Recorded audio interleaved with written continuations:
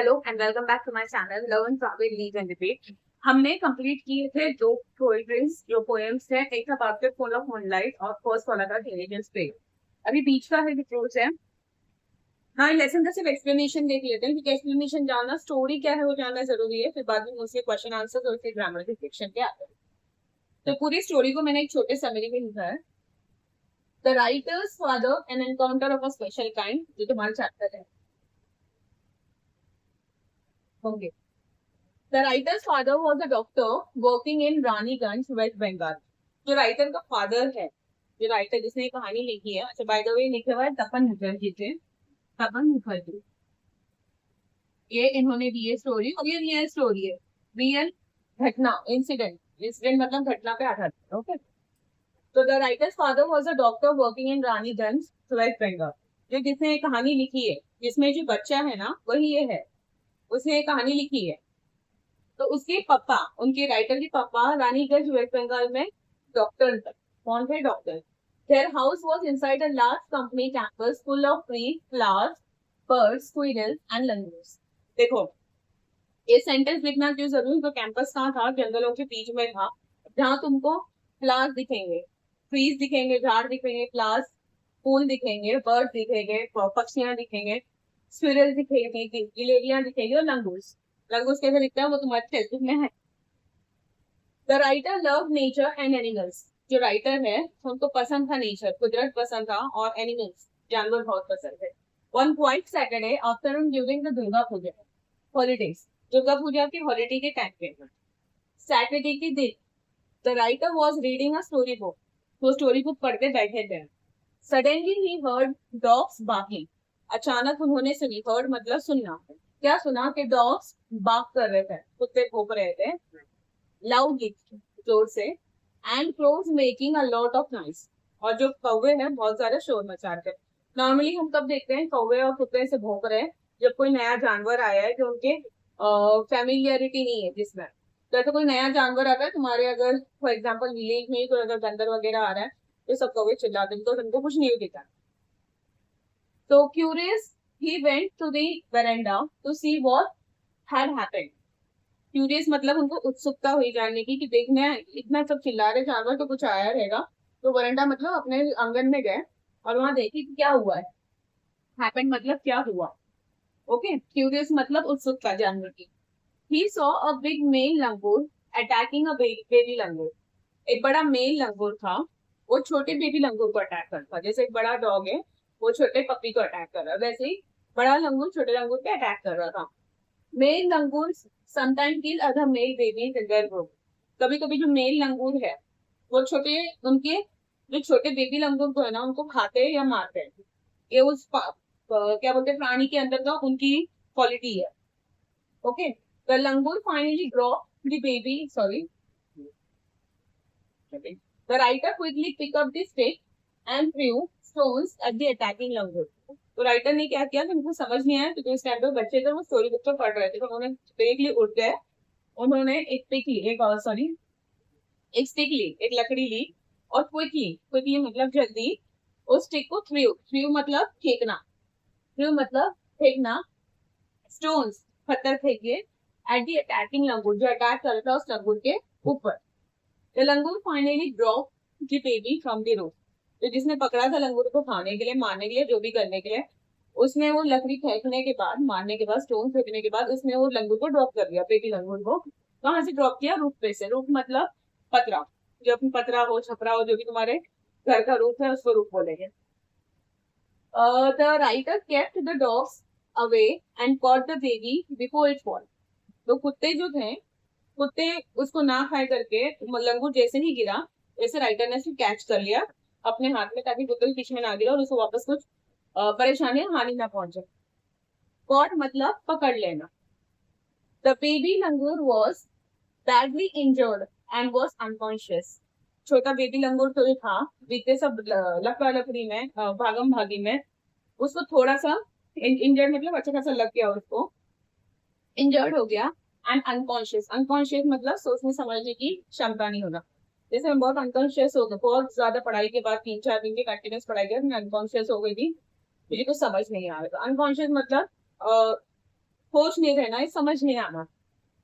The writer's father gave it first aid, clean it वोन्स। First aid दिया इस लंगूर को, first aid मतलब दवा पानी मतलब मलम किया। क्लीन इट वोन्स, वोन्स मतलब जो उसको घाव लगे थे उसको साफ किया। एंड स्टॉप द ब्लीडिंग, जो उसको खून नहीं कर रहा था उसकी ब्लीडिंग स्टॉप कर। After some time the baby slowly recovered, कुछ देर के बाद बेबी को थोड़ा होश आया, अनकॉन्शियस से कॉन्शियस मोड पे आ गया, समझ में आने लग गया। एंड देन स्लोली रिकवर्ड होने लगा, मतलब समझ में आ गया तो रिकवर्ड होने लग गया, मतलब ठीक होने लग गया। The writer gave it a banana with it at, उसको बनाना केले दिया, केला उसने खाया, एट मतलब खा चुकी। ओके।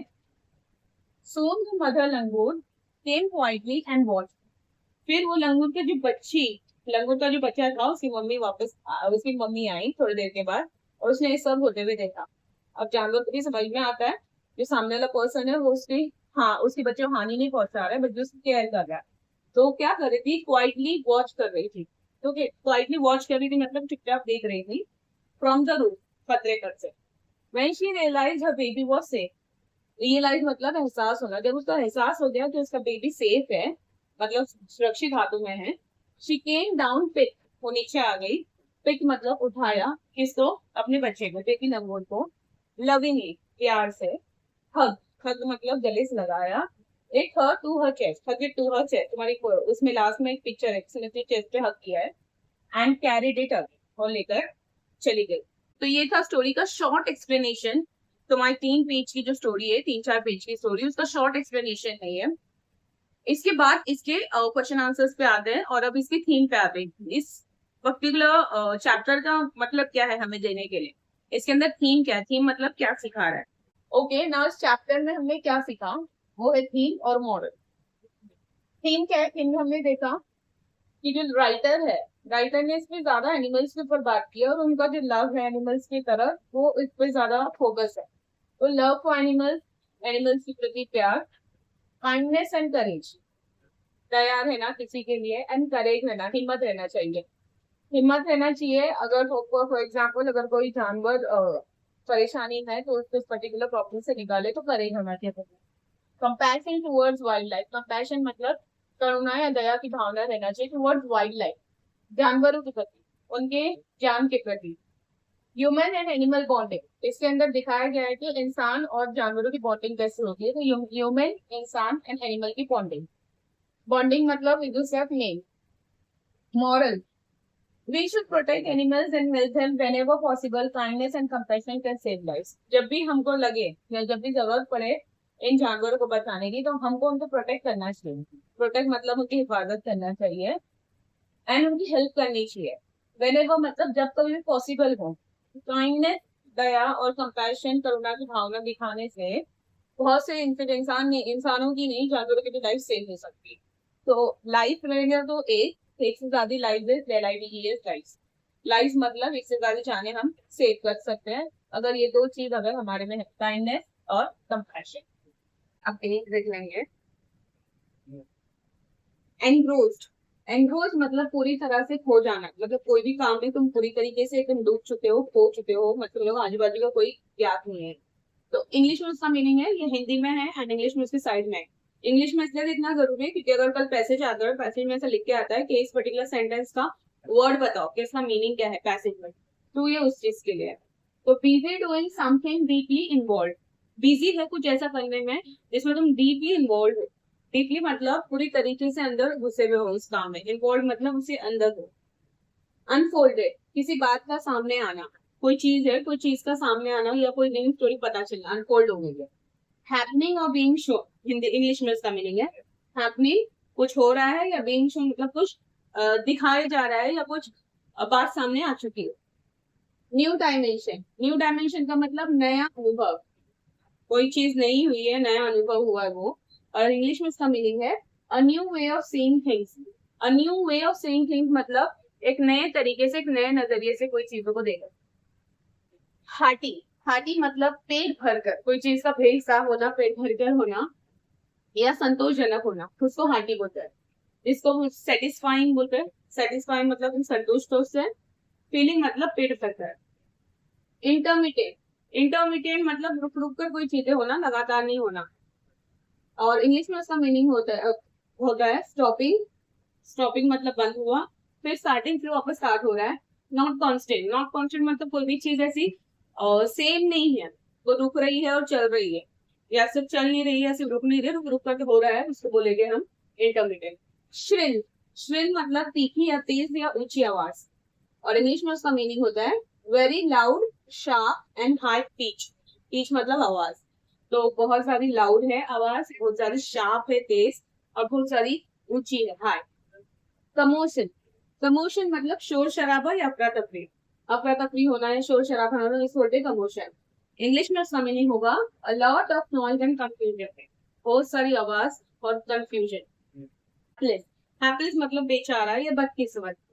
अनलकी, अनलकी मतलब जिसकी तकदीर में नहीं है उसको कहेंगे अनलकी, बदकिस्मत है। अनफॉर्चुनेट मतलब कोई चीज हुई नहीं है, इसकी तकदीर में नहीं है, या वो हो गया अनफॉर्चुनेट। मैं अनफॉर्चुनेट हूँ, मेरे तकदीर में नहीं है, या ऐसा, तो हो गया अनफॉर्चुनेट। कैकोफोनी, कानों को चुभने वाली तेज आवाज या तेज शोर, इतनी जोर से आवाज जो कान को चुभ रही है। और इंग्लिश में उसका मीनिंग होता है a loud unpleasant mixture of noises. Unpleasant मतलब जो अच्छी नहीं है, जैसे रोने धोने की आवाज, या कोई मातम बना रहा है। अनप्लेजेंट मतलब जो अपने हमको अच्छा ना लगे उसे कहेंगे अनप्लेजेंट। प्लेजेंट मतलब जो दिल को सुकून दे, अनप्लेजेंट मतलब जो दिल को सुकून ना दे। तो unpleasant mixture of noises, mixture मतलब अलग अलग आवाज है किसके, नॉइज का, आवाजों का। पॉन्डरिंग, कोई बात पर गहराई से सोचना, कोई चीज को अगर तुम सोचते बैठे हो ना ध्यान से, उसको बोलेंगे पॉन्डरिंग। इंग्लिश में उसका मीनिंग होता है thinking very carefully about something. Thinking मतलब सोचना, केयरफुली मतलब बहुत ध्यान से, अबाउट समथिंग मतलब कोई चीज के बारे में। स्ट्राइकन, बुरी तरह चोट खाया हुआ, तुमको चोट लग गई है तो बुरी तरह चोट खाया हुआ। हर्ट और सफरिंग डीपली, हर्ट मतलब लगा हुआ, सफरिंग मतलब कोई चीज पे तुम गुजर रहे हो, सफर कर रहे हो। डीपली, डीपली मतलब अंदर से। यूनिवर्सल, यूनिवर्सल मतलब जो चीज पूरी दुनिया में है, जो चीज पूरी दुनिया में लागू है। Something that exist everywhere, exist मतलब जो मौजूद है, एवरीवेयर, एवरीवेयर मतलब सब जगह। हैपेंस टू एवरीवन और हर किसी के साथ होता है। विशियस, विशियस मतलब बहुत खतरनाक। इंग्लिश में उसका मीनिंग होता है very cruel, evil and violent, जो बहुत खतरनाक है। इविल है शैतानी दिमाग, वॉयलेंट मतलब किसी को मार वार सकते हो, उसको कहते हैं वॉयलेंट। हम्स इनटू एक्शन, अचानक सक्रिय होना, हिंदी मीनिंग, और इंग्लिश में मीनिंग है suddenly becomes active and working, बहुत जल्दी। हम्स इनटू एक्शन, मैं फॉर एग्जांपल मेरा कल एग्जाम में मुझे मालूम नहीं था, और जैसे मुझे मालूम पड़ा था, मैं हम्स इनटू एक्शन, मैं इसमें एक्शन में आ गया, मैंने पढ़ना स्टार्ट किया। तो हम्स इनटू एक्शन मतलब अचानक कोई चीज तुम स्टार्ट करने लग जाना, एक्शन में आ गया। कंपैशन, कंपैशन मतलब किसी और के लिए तुम्हारे अंदर दया की भावना होना, उनकी मदद करना। और इंग्लिश में उसका मीनिंग होता है kindness to help someone. Kindness मतलब दया दिखाना, कि किसी को हेल्प करे, किसी मदद करे, संपर्क। इनर्ट, इनर्ट मतलब बिना हिले डुले, स्थिर या बेजान, ऐसी चीज जो हिले डुली नहीं है, स्थिर है, एक जगह है, और बेजान, जान ही नहीं है। नॉट मूविंग मतलब हिलती नहीं। Having no power to move, जिसके अंदर शरीर में ताकत ही नहीं है कि वो मूव कर सके। हुक, ना हुक है पक्षियों का छोटा सा एक जाली रहती है, छोटा सा पिंजरा रहता है, उसको कहेंगे हमको अ स्मॉल केज। केज मतलब पिंजरा। ये कुछ और वर्ड है, और वर्ड है जो हम देखेंगे, आप इसका स्क्रीनशॉट लें। ये बचे हुए वर्ड्स हैं जिससे तुम्हारे पूरे हार्ड वर्ड्स वो खत्म हो जाते हैं। अच्छा, वर्ड्स की मीनिंग पढ़ना ऐसा जरूरी नहीं है, बिकॉज अब तुम स्टोरी पढ़ोगे तब उसके मीनिंग्स याद रहना मालूम रहने चाहिए, ताकि वो स्टोरी समझ जाए।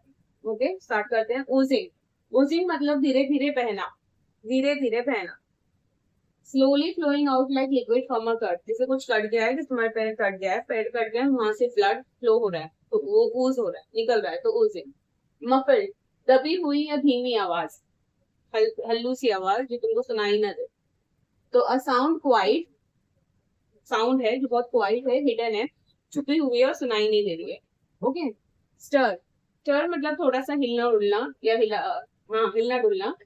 टू मूव स्लाइटली, इंग्लिश में मीनिंग होता है टू मूव स्लाइटली, स्लाइटली मतलब धीरे से।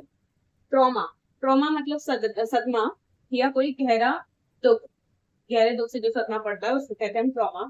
और सैड और स्ट्रेसफुल एक्सपीरियंस, या तो कोई सैड एक्सपीरियंस है या तो स्ट्रेसफुल एक्सपीरियंस है। अनकैनी, अजीब या रहस्यमय, ऐसी चीज जो अजीब है और रहस्यमय है। इंग्लिश में मीनिंग आता है स्ट्रेंज मतलब अजीब, अनयूजुअल मतलब जो कभी होती नहीं है, हार्ड टू एक्सप्लेन मतलब जिसको हम एक्सप्लेन नहीं कर सकते, मुश्किल एक्सप्लेन करना। डिसेंडेड, डिसेंडेड मतलब नीचे आना, मूव डाउनवर्ड या केम डाउनवर्ड। कडल, कडल मतलब किसी को हम प्यार से लेते हैं, नजदीक लेते हैं, उस बोलते हैं कडल करना। Held someone closely for comfort, किसी को नजदीक लिया है कंफर्ट देने के लिए। कंफर्ट मतलब जिसके पास तुम कंफर्टेबल होते हो और जिसके पास तुम रिलैक्स रहते हो, टेंशन नहीं रहता कि ये इंसान मुझे कुछ नहीं करेगा, that will come under your comfort. Okay. Solace, सुकून या शांति, फीलिंग कंफर्टेड और पीसफुल, जहां तुमको एकदम सुकून लग रहा है, पीसफुल लग रहा है। ओके, या तो सुकून या पीसफुल दोनों मीनिंग एक ही है। गॉट द बेटर ऑफ, जीत जाना है, किसी के ऊपर भारी पड़ना है या ओवर पावर कर लेना किसी को, तो जीत जाते तब जीत कहेंगे हम गॉट द बेटर ऑफ। जीत जाना है, किसी पे हावी होना। इंग्लिश में मीनिंग है वॉन, वॉन मतलब जीत गए, वॉन अगेंस्ट समवन, किसी के अगेंस्ट जीत गए, किसी के खिलाफ जीत गए, और ओवर पावर कर लिया, ओवर पावर मतलब किसी के ऊपर हावी हो गया। मर्सीलेसली, मर्सी मतलब दया दिखाना, मर्सीलेस मतलब दया ना दिखाना। तो मर्सीलेसली का मतलब बेरहमी, विदाउट एनी पीटी मतलब पीटी मतलब कोई दया नहीं दिखाना, और without any kindness, PT and kindness मतलब दया ना दिखाना। क्लैन, परिवार या समूह, इंग्लिश में मीनिंग आता है लार्ज ग्रुप, कोई बड़ा ग्रुप रहेगा या तो फैमिली। डोमिनेंट, डोमिनेंट मतलब किसी का ताकतवर होना तुम पे या उसका दबदबा होना, तो ताकतवर या दबदबा। द मोस्ट पावरफुल और boss one in a group, जो भी पावरफुल है तुम्हारे ग्रुप में वो बॉस। ओके। स्टाउट, मजबूत, thick and strong. Hurled, hurled मतलब कोई चीज को तुम जोर से फेंक रहे हो, पूरा फोर्स लगा के उसको हम कहेंगे हर्ल्ड। फ्यू समथिंग, फ्यू मतलब फेंक दिया, समथिंग कुछ तो भी, with a lot of force, पूरी ताकत लगा। मैराउडिंग, मैराउडिंग मतलब तुम लूट पाट के या हमले के इरादे से घूमना, तो हमला या लूटपाट के लिए घूमना। Going around looking for things to attack और स्टील, पूरी जगह घूम रहे हैं, लुकिंग अराउंड मतलब देख रहे हैं, या तो उसको अटैक करने या तो उसको स्टील करना है। अटैक करने मतलब हमला करने, या स्टील करने मतलब चुराना। एसॉल्ट, एसॉल्ट मतलब हमला करना, एंड अटैक, अटैक करना या हमला करना। ओके। लिस्टलेस, बिना किसी ताकत के या जिसमें कोई पहचान है, जो हिल नहीं सकता या सुस्त है, सुस्त पड़ा है। तो feeling tired with no energy, एकदम थका हुआ है जिसके अंदर में एनर्जी नहीं है। स्लाइड डाउन, स्लाइड डाउन मतलब नीचे की तरफ आना, मूविंग डाउनवर्ड। मैनीफोल्ड, मैनीफोल्ड मतलब बहुत ज्यादा, कोई भी चीज बहुत ज्यादा है, और इंग्लिश में मीनिंग आता है मेनी। लास्ट है प्रोस्पेक्ट, प्रोस्पेक्ट मतलब भविष्य के बारे में कुछ होने की संभावना होना, तो तुम की पीढ़ी के भविष्य में एक चीज हो सकती है। तो इंग्लिश में उसका मीनिंग आता है the chance of something happening in future, कोई उम्मीद है या चांस है कि कुछ तो होगा, समथिंग विल हैपन, कुछ होगा फ्यूचर, फ्यूचर मतलब भविष्य में। तो इससे तुम्हारे हार्डवर्ड्स कंप्लीट हो जाते हैं इस पर्टिकुलर चैप्टर के। ओके, बाय दिस तुम्हारा ये चैप्टर का जो हार्डवर्ड जो कंप्लीट हो जाता है। हम नेक्स्ट वीडियो स्टार्ट करेंगे इस पर्टिकुलर चैप्टर का क्वेश्चन एंड आंसर्स, तुम्हारा इंग्लिश वर्कशॉप वाला पार्ट, एंड उसमें सब देख लेंगे क्वेश्चन एंड आंसर्स, तुमको खुद को सॉल्व करने वो question plus grammar section. Till then please stay tuned in my next video. Take care of yourself, take care of your health, eat healthy, stay healthy.